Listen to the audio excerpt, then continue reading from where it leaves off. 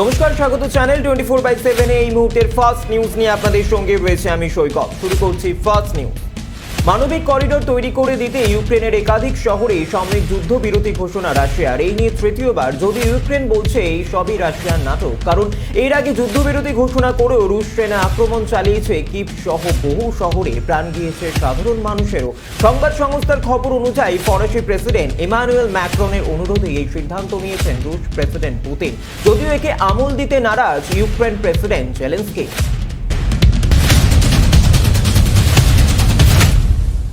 ক্রেমলিনের দেওয়া শর্তগুলো মেনে নিয়ে অবিলম্বে যুদ্ধ বন্ধ করুক ইউক্রেন, সেটা ইউক্রেনের মানুষের পক্ষে মঙ্গলদায়ক হবে। তৃতীয় দফা বৈঠকের আগে ইউক্রেনকে কড়া বার্তা রুশ প্রেসিডেন্ট ভ্লাদিমির পুতিনের। যুদ্ধ থামাতে রাশিয়ার প্রেসিডেন্টের সঙ্গে লাগাতার যোগাযোগ করেছেন একাধিক দেশের প্রধানরা। রবিবার তার সঙ্গে কথা বলেছেন তুরস্কের প্রেসিডেন্ট রিসেপ তাইয়েপ এরদোগান। ফরাসি প্রেসিডেন্ট ইমানুয়েল ম্যাক্রন আজ সোমবার পুতিনকে ফোন করতে পারেন প্রধানমন্ত্রী নরেন্দ্র মোদী, এমনটাই খবর।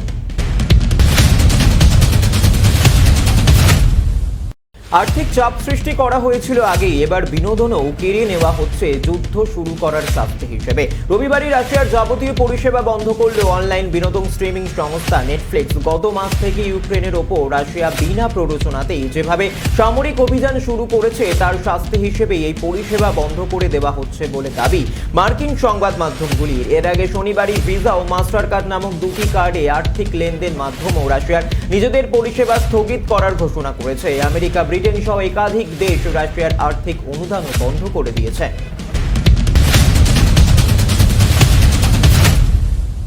12 দিনের যুদ্ধে ইউক্রেন কার্যত ধ্বংসস্তূপ। রাজধানী কিয়েভ ও খার্কিভ দেখলে মনে হয় জাদু বলে যেন দ্বিতীয় বিশ্বযুদ্ধের সময় ফিরে গিয়েছে শহরগুলি। মুহুর্মুহু গোলা বর্ষণ ও যুদ্ধ বিমানের কান ফাটানো আওয়াজের মধ্যে মরিয়া হয়ে লড়াই চালাচ্ছে ইউক্রেনের সেনা। সামরিক শক্তিতে কয়েক আলোকবর্ষ এগিয়ে থাকলেও কিয়েভ দখলে এখনো পর্যন্ত ব্যর্থ রুশ বাহিনী। তাই এবার নাকি সিরিয়ার সৈন্যদের আনতে চলেছেন রাশিয়ার প্রেসিডেন্ট ভ্লাদিমির পুতিন। সম্প্রতি ওয়াল স্ট্রিট জার্নালে প্রকাশিত এক প্রতিবেদনে দাবি করা হয়েছে, ইউক্রেনে লড়াই করার জন্য সিরীয় সৈন্যদের মোতায়েন করার পরিকল্পনা করছে রাশিয়া।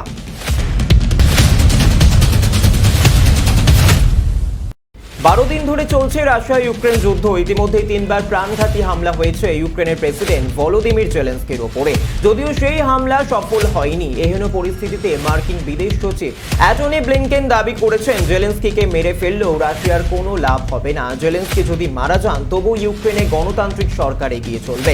ইউক্রেনীয় নাগরিকরা সমস্ত রকম পরিকল্পনা করে রেখেছেন।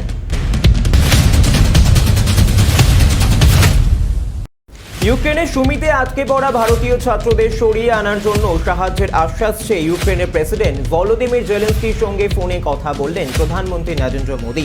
এখনো প্রায় 700 ভারতীয় ছাত্র ইউক্রেনের ওই শহরে আটকে পড়ে আছেন। সূত্রের খবর, প্রায় 35 মিনিট ধরে দুজনের মধ্যে কথোপকথন হয়। ছাত্রদের সরিয়ে আনার বিষয়টির সঙ্গে সেখানকার সাম্প্রতিক পরিস্থিতি নিয়েও আলোচনা হয় দুই রাষ্ট্রনেতা।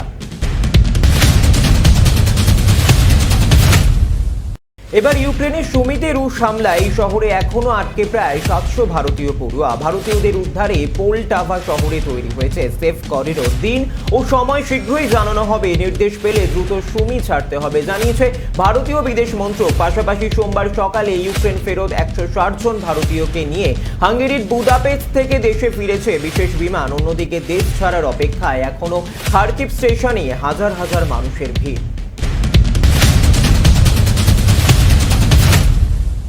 কিভে গুলিবিদ্ধ ভারতীয় ছাত্রের কপালে হাত বুলিয়ে তাকে দেশে ফেরার বিমানে তুললেন কেন্দ্রীয় মন্ত্রী ভিকে সিং। সোমবার তারই তত্ত্বাবধানে পোল্যান্ড থেকে ভারতে ফেরার বিমানে সওয়ার হলেন ভারতীয় ছাত্র হরজাত সিং। হরজাত যখন অ্যাম্বুলেন্সে করে এসে পৌঁছলেন পোল্যান্ডের বিমানবন্দরে ভারতীয়দের জন্য অপেক্ষারত বিমানের সামনে, তখন তাকে স্বাগত জানাতে এগিয়ে এলেন স্বয়ং কেন্দ্রীয় মন্ত্রী। কপালে হাত বুলিয়ে দিলেন, এমনকি ছাত্রের মাথায় মনোবল বর্ধক হালকা চাপড়ও মারতে দেখা গেল মন্ত্রীকে। পোল্যান্ডের ভারতীয় দূতাবাস সূত্রে খবর, ওই বিমানে হরজাত এবং ইউক্রেন থেকে বেরিয়ে আসা আরও 200 ভারতীয়কে নিয়ে দেশে ফিরবেন ভিকে।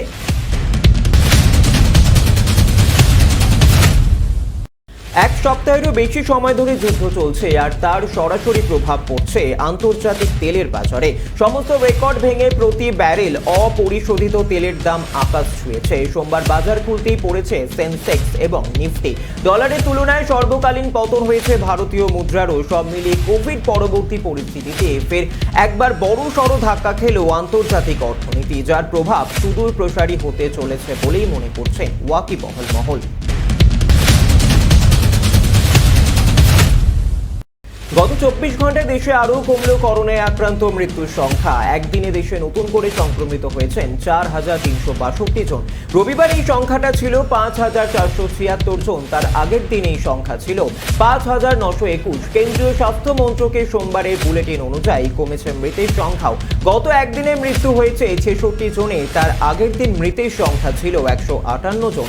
একদিন আগে দৈনিক মৃত্যুর সংখ্যা ছিল 289। মন্ত্রী নবাবের আগে শাহরুখ খানের পুত্র আরিয়ান খানের গ্রেফতারি নিয়ে কেন্দ্রীয় সংস্থা নারকোটিক্স কন্ট্রোল ব্যুরো এনসিবির বিরুদ্ধে পক্ষপাত দুষ্টতার অভিযোগ এনেছিলেন। যদিও গত 23 ফেব্রুয়ারি ইডি তাকে গ্রেফতার করে দাউদের সন্ত্রাসে আর্থিক সহায়তাকারী হিসেবে। নবাবের বিরুদ্ধে হাসিনা পার্কার নামে একটি ছবিতে 55 লক্ষ টাকা ঢালার অভিযোগ আনা হয়েছিল, যে ছবিটি আদতে দাউদের বোনকে নিয়ে তৈরি বলে বলিউড বিশেষজ্ঞদের মত। মহারাষ্ট্রের মন্ত্রী নবাবকে সেই মামলাতে 7 মার্চ পর্যন্ত জেল হেফাজত দিয়েছিল পিএমএলএ সোমবার, যা আরও বাড়িয়ে 21 মার্চ পর্যন্ত করল বিশেষ আদালত।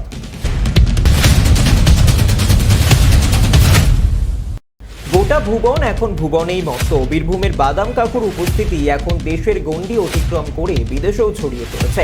লন্ডন থেকে লাস ভেগাস, অস্ট্রেলিয়া থেকে তানজানিয়া, ভুবন বাদ্যকরের গানের জাদুতে বুধ 8 থেকে আসে। দেশে বিদেশে সেলিব্রিটিরাও তার কাঁচা বাদাম গানে নাচতে ব্যস্ত। মাথায় গামছা বেঁধে সাইকেলে ঝুড়ি চাপিয়ে যিনি বীরভূমের ছোট্ট গ্রামে গান গিয়ে বাদাম বেচতেন, রাতারাতি সেই তিনিই এখন হয়ে উঠেছেন সোশ্যাল মিডিয়ার সেন্সেশন। আর এবার সেই ভুবনের গানের প্রেমে পড়লেন অলিম্পিকে পদকজয়ী ব্যাডমিন্টন খেলোয়াড় পিভি সিন্ধু। সম্প্রতি কাঁচা বাদাম গানের তালে নিয়েছে সবাইকে তাক লাগিয়ে দিলেন তিনি। মাঠে তারা চিরপ্রতিদ্বন্দ্বী, মাঠের বাইরে সেই ভারত পাকিস্তান শিবিরকে মিলিয়ে দিলেন এক রক্তে। বিশ্বকাপ চলাকালীনই পাকিস্তানের মহিলা ক্রিকেটার বিসমা মারুফের কন্যা সন্তানকে নিয়ে রীতিমতো আনন্দে মেতে উঠল দুই শিবির। দেশের হয়ে বিশ্বকাপ খেলতে গিয়েছেন বিসমা। তিনি পাকিস্তান মহিলা দলের অধিনায়ক। ব্যাট বল মাঠে ঘাম ঝরাচ্ছেন আর মাঠের বাইরে সংসার সামলাচ্ছেন। মায়ের দায়িত্ব পালন করছেন। কোলের শিশুকে নিয়ে বিশ্বকাপ খেলতে গিয়েছেন বিসমা। গোটা ভারত তাকে কিং অফ হার্টস অর্থাৎ মনের রাজা বলেই চেনে। তিনি শাহরুখ খান, আর তাকে দেওয়া এই নাম যে সার্থক তিনি বারবার প্রমাণ করে দেন। এমনই এক মুহূর্ত আবারও ধরা পড়ল ক্যামেরায় এবং ভাইরালও হলো। সম্প্রতি মুম্বাই বিমানবন্দরে বেশ ভোরবেলার দিকে পৌঁছন অভিনেতা। সানগ্লাস, মাস্ক পরে, চুলে পনিটেল করে গাড়ি থেকে নামতে দেখা যায় তাকে। সূত্রের খবর, অভিনেতা পাড়ি দেন স্পেনের উদ্দেশ্যে। সেখানে বাকি রয়েছে পাঠান ছবির শুটিং। বিমানবন্দরে পৌঁছে গাড়ি থেকে নেমে গেট দিয়ে ঢোকার আগে কি ভেবে যেন নিজের গাড়ির চালককে জড়িয়ে ধরলেন। কোথাও যাওয়ার আগে নিজের মানুষদের সঙ্গে দেখা করে যাওয়ার মতো। হয়তোবা তাকে কানে কানে বললেন, সাবধানে থেকো। শারীরিকভাবে মোটেই ভালো নেই ঋত্বিক রোশনের বিশেষ বান্ধবী সাবা আসাদ। বাড়িতে বসেই দিন কাটছে, সঙ্গী শুধুই ভূতের রাজা।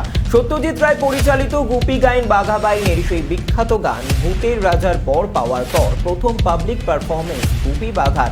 সেই সরল সাবলীল মেঠো বাংলা গান গেয়ে মুগ্ধ করলেন সাবা আসাদ। মহারাজা তোমারে সালাম গানের প্রথম কয়েক লাইন গেয়ে ইনস্টাগ্রামে পোস্ট করেছেন নায়িকা। সেই সঙ্গে লিখেছেন লম্বা একটি পোস্ট। গানের ভিডিও সামনে আসতে প্রথমেই কমেন্ট করেন ঋত্বিক রোশন, লেখেন, তুমি এক অসাধারণ মানুষ।